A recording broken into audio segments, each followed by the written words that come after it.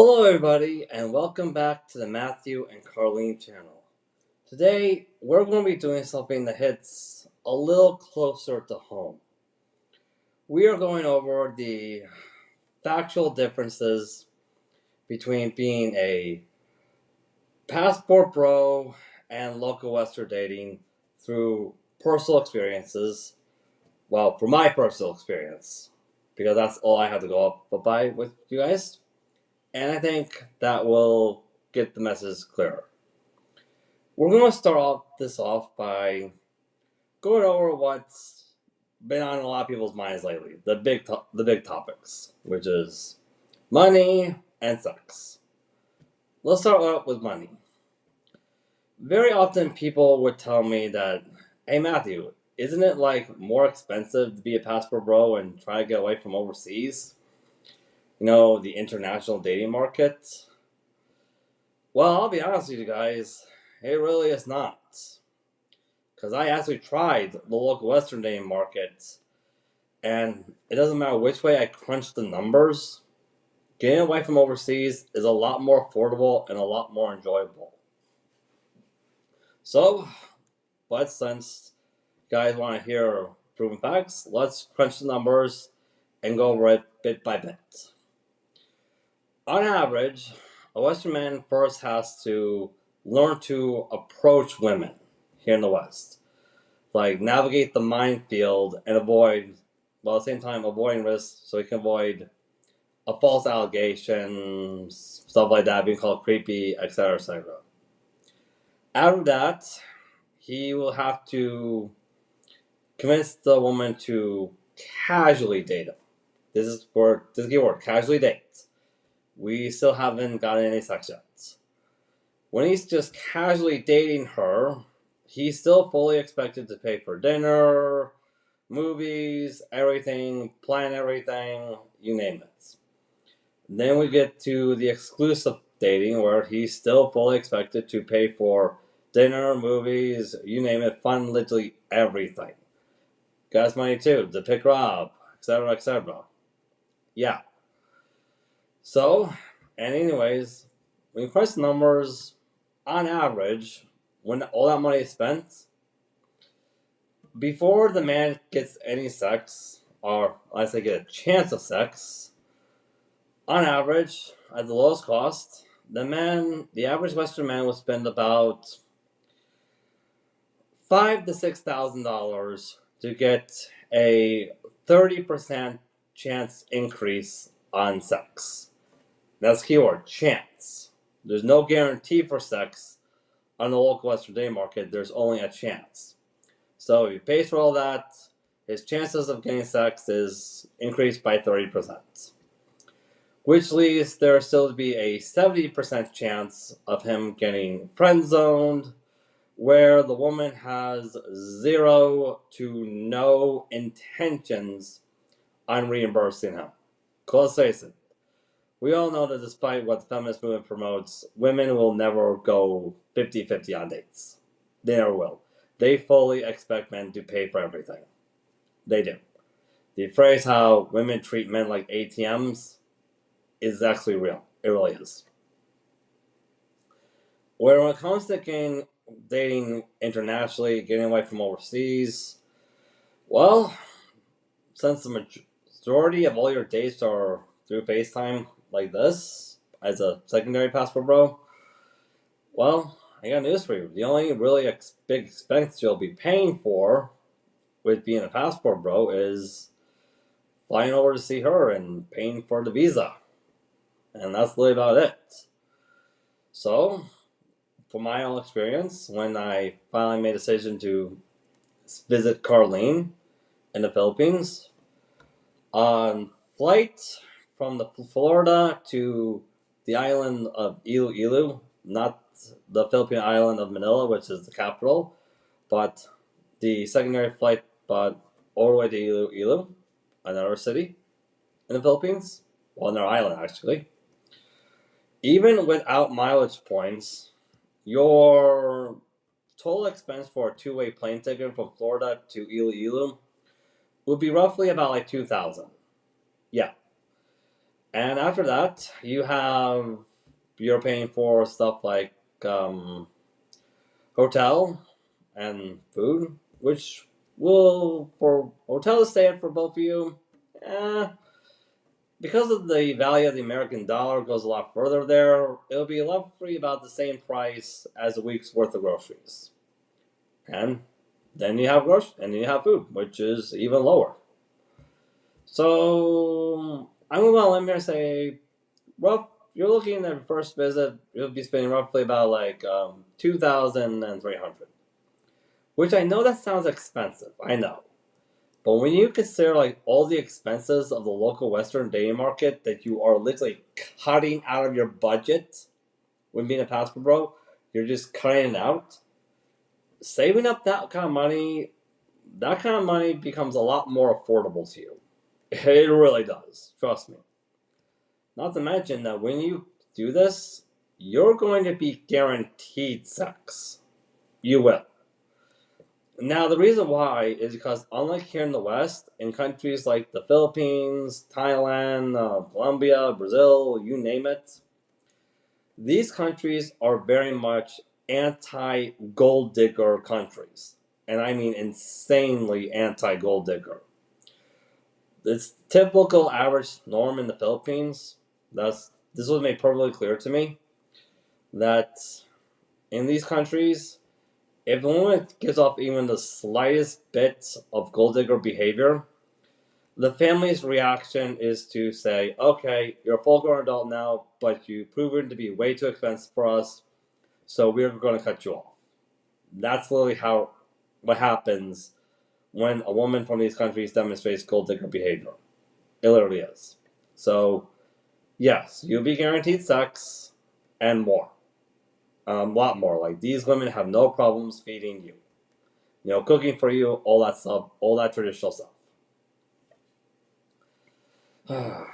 Now, let's go over the legal stuff that I think we are going to go over. You know that here in the local Western day markets, there's absolutely zero to no protection for men, legally speaking. Like, we've seen like so many family court horror stories, like the current divorce rate in the local Western day market. We've all seen it. We all seen the horror stories that men go through when it comes to going through divorce through the family court system when he marries a local Western woman. We've all seen it. But on top of that, I also have had personal experiences where women here in the West will end a relationship with a guy who's proven to be an essential asset to her life in every way imaginable for the most dumbest of reasons. Like the absolute dumbest of reasons, the woman will end the relationship with that guy. Right? It'll be like, hey, oh, you didn't make me feel a certain way, or you made me feel uncomfortable somehow, but never provide an actual explanation for how he did it. Or you're not reading my social cues, even though social cues are different for every single woman on every single human being on the entire planet. Like the list goes on and on. It's like operating a minefield. It really is. Where in the Philippines, in countries like the Philippines, Thailand, Brazil, etc., because of how absurdly, hugely anti-divorce culture these countries are, guess what? That woman is not going to leave you. She won't. Like, Carlene's family have already made it abundantly clear to me.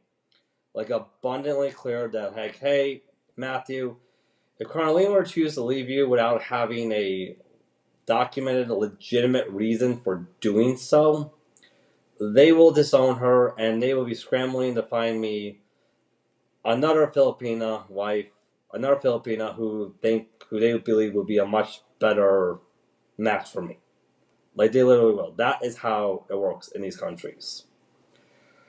On top of which, unlike the local Western dating market, when we're going back to divorce here, where you have no legal protections, hardly any, but when you're doing an international marriage, I can tell you from first-hand experiences here, you're going to have immigration laws added on top of your already pre-existing family court laws that literally the family court judges have no legal authority to overturn. Like immigration, me and Carlene have been navigating immigration almost on my way, and I got news for all of you. They have made it abundantly clear to us that, hey, family court, child services has no authority over them. None. Literally none. But the days where, like, hey, the women from overseas could use family court and child services to finagle the court system, to finagle the system or the immigration system, that's over. It is. Like, I got news for you. I literally had to go to the county clerk's office and get a certificate of no marriage, of not being legally married here in the U.S., in order for our visa application to have the slightest chance of approval. Same goes for her, too. Like, literally. Also, even before these new laws were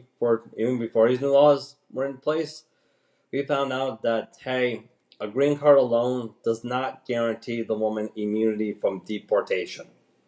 It does not. The woman would still have to submit 3 to 5 years of evidence of being in a committed marriage with you.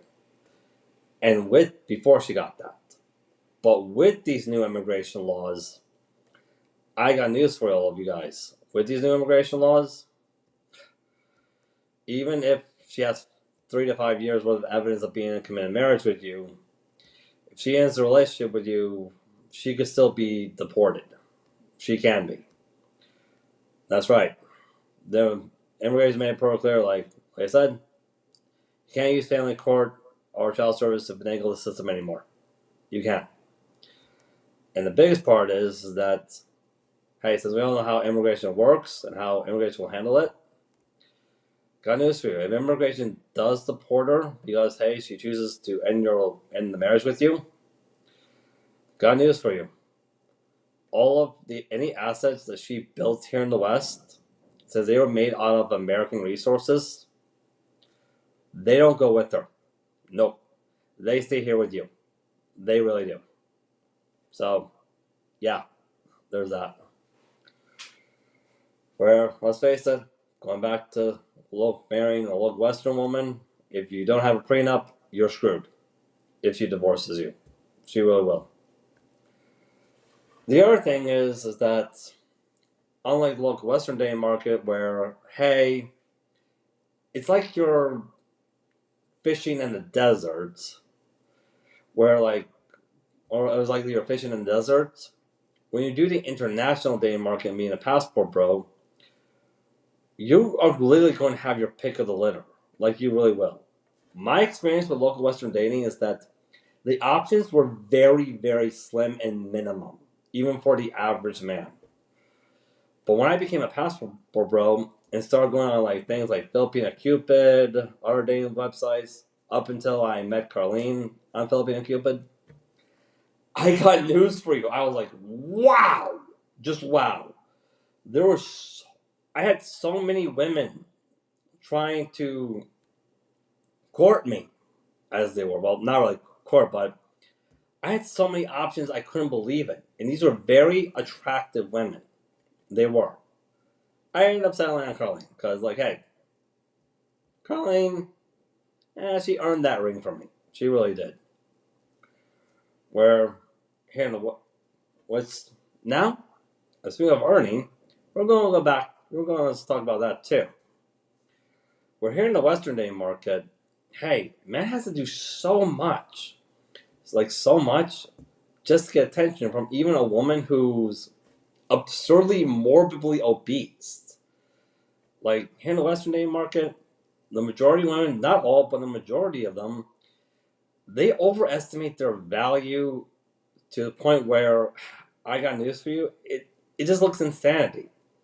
Like, I really come across a woman who's so morbidly obese to the point where she looks like a cow, and she still thinks she's a 10.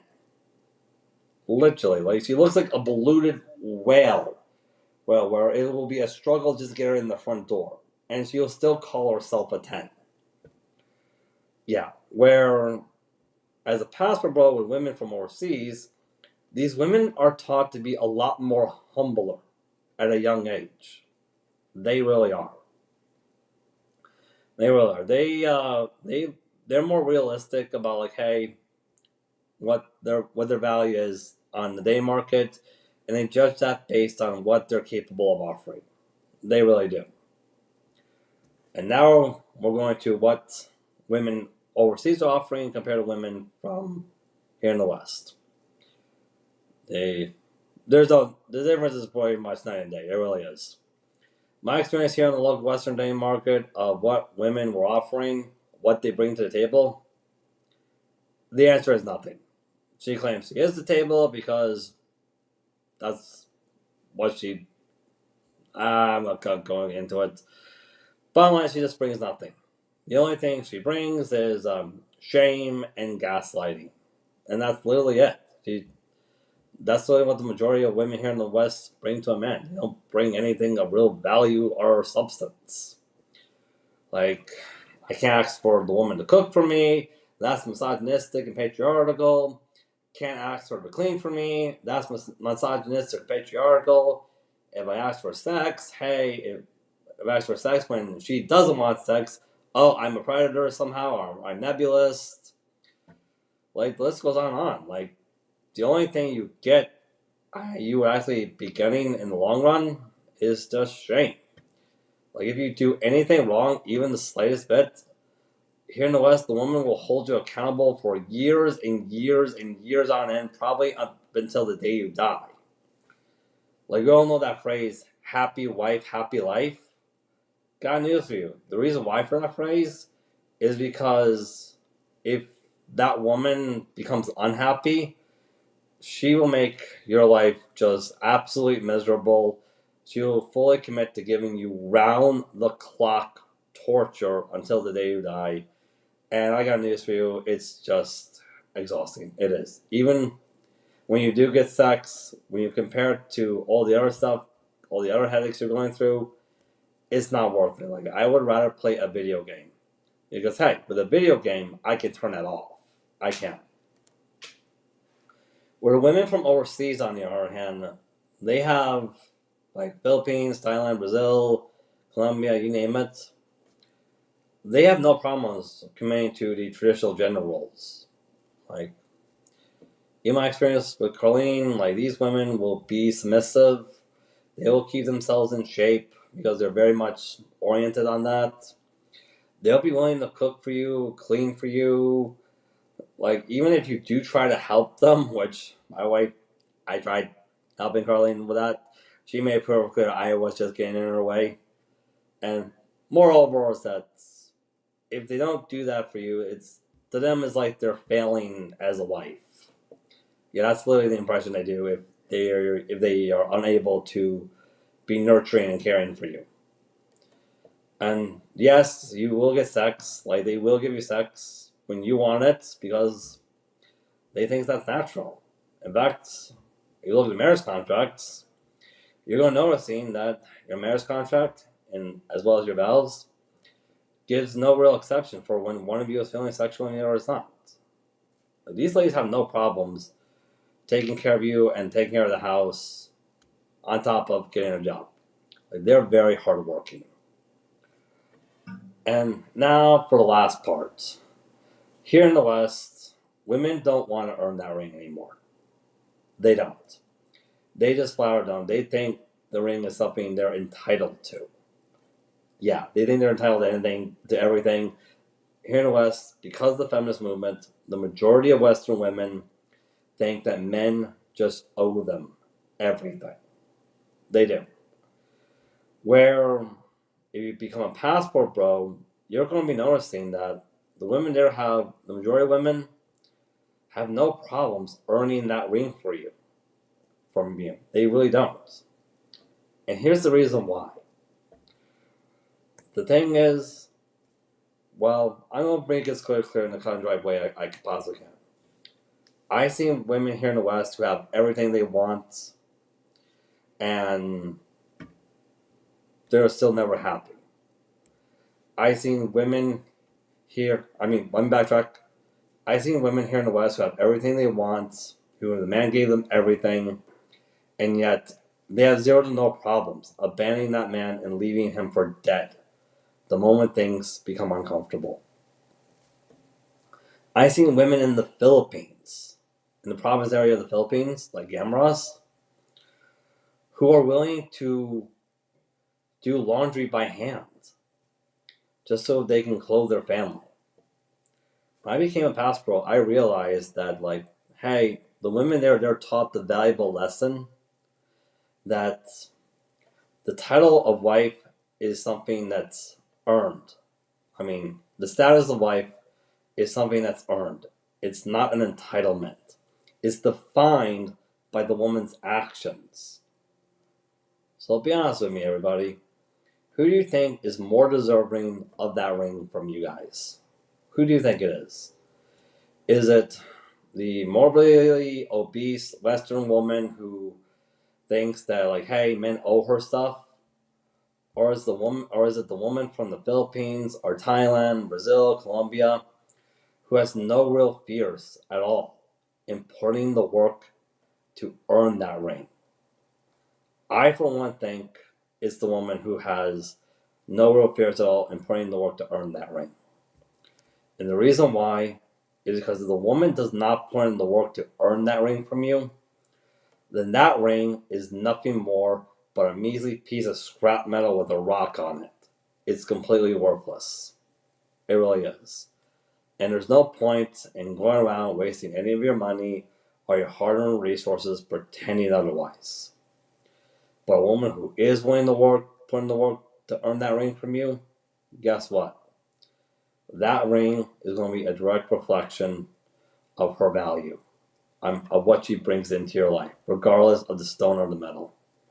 It really will be. Because what makes the ring valuable is not the rock, is not the metal, is what the woman did to earn it. It really is.